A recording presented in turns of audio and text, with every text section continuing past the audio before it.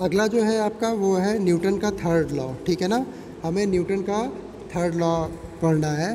तो न्यूटन के third law के अकॉर्डिंग न्यूटन ने क्या बताया था अपने थर्ड लॉ में कि for every action there is equal and opposite reaction. मतलब क्या? इसका मतलब ये है कि अगर हम किसी वस्तु पर कोई बल लगाते हैं तो बदले में वह वस्तु भी हम पर उतना ही फोर्स लगाती है, उतना ही बल लगाती है। बस फ़र्क इतना है कि जो वो दूसरी वस्तु हमारे ऊपर फोर्स लगाती है वो फोर्स का डायरेक्शन हमारे द्वारा लगाए गए फोर्स के डायरेक्शन के अपोजिट होता है।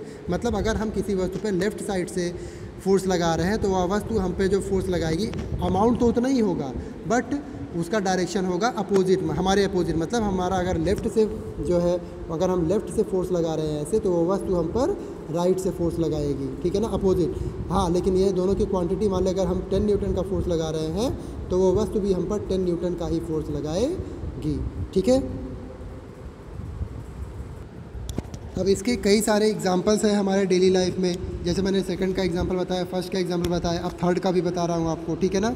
जैसे क्या है, मान लीजिए दो लोग जब आपस में चल रहे होते हैं, अपोजिट डायरेक्शन से आते हैं और आपस में जब टकराते हैं तो क्या होता है, दोनों को चोट लगती है ना, और दोनों को बराबर चोट लगती है। बराबर चोट लगने का मतलब जैसे एक पर्सन जब दूसरे पर्सन से टकराता है तो पहला पर्सन दूसरे पर्सन पे जो फोर्स लगाता है, ठीक है ना, तो उससे उसे चोट का तो एहसास होता है। बदले में दूसरे पर्सन के द्वारा पहले पर्सन पे भी फोर्स लगाया जाता है, उतने ही इक्वल अमाउंट का फोर्स लगाया जाता है, तो पहले पर्सन को भी चोट का एहसास होता है, ठीक है ना।